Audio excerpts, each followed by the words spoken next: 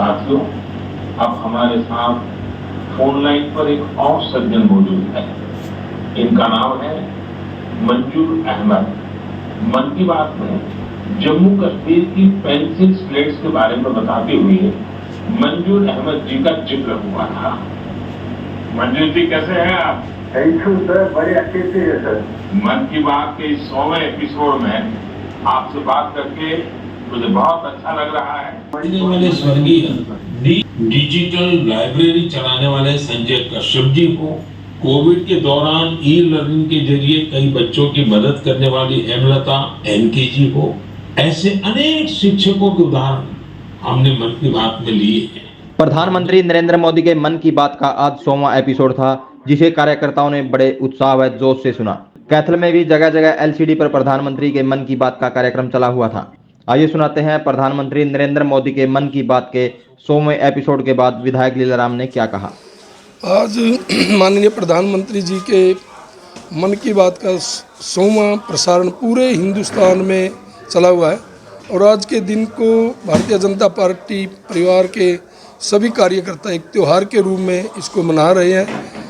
हर हलके में 100 200 जगह आज मोदी जी के मन की बात को सुना जा रहा है और इसमें आज आप मीडिया के माध्यम से ही देख रहे होंगे कि लंदन और अमेरिका जैसे देशों में भी इसका लाइव चला हुआ है और वहाँ भी लोग आदरणीय भारतीय प्रधानमंत्री नरेंद्र जी मोदी जी के मन की बात सुन रहे हैं।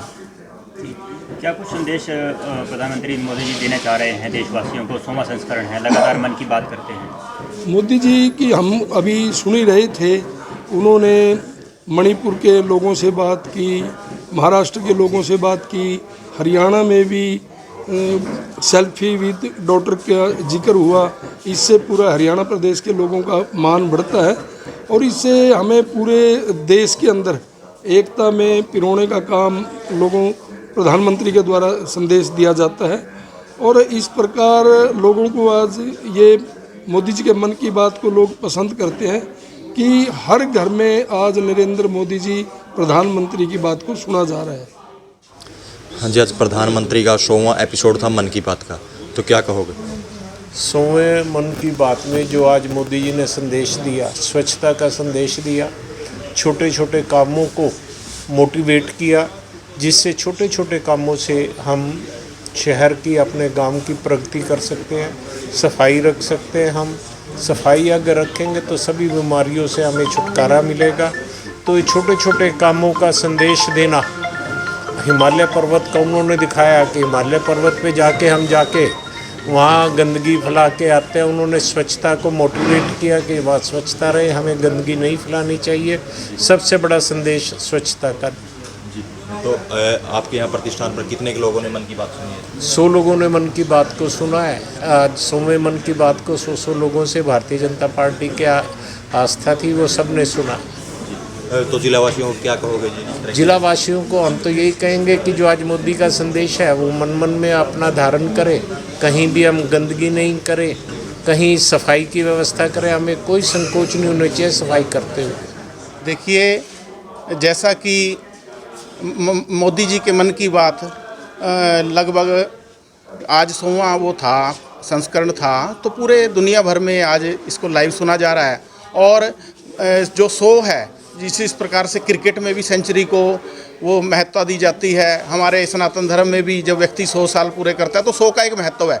तो आज इस संस्करण का 100वां दिन था, इस करके इसको एक उत्साह के रूप में, त्यौहार के रूप में इसको ले रहे हैं। और जिस प्रकार से भारतीय जनता पार्टी संगठन की तरफ से मेरी भी और सब कार्यकर्ताओं की जिम्मेवारी लगी थी, तो उसी क्रम में आज यहाँ मेरे निवास पर माननीय विधायक जी पधारे और सब ने 100 से अधिक हम सब साथियों ने, नागरिकों ने यहाँ बैठ करके देश के यशस्वी प्रधानमंत्री जी के ओजस्वी जो विचार थे उनको सुनने का सुअवसर प्राप्त किया। और आप बताइए आपका नाम? मैं नरेश मित्तल, स्थानीय निकाय प्रकोष्ठ जिलाध्यक्ष। तो क्या कहोगे आज प्रधानमंत्री का मन की बात का 100वां एपिसोड? आज जो प्रधानमंत्री जी ने 100वां एपिसोड किया है वो बहुत ही सराहनीय है। इतनी उन्होंने जो है लोगों को शिक्षा दी है, यदि इसको देखा जाए।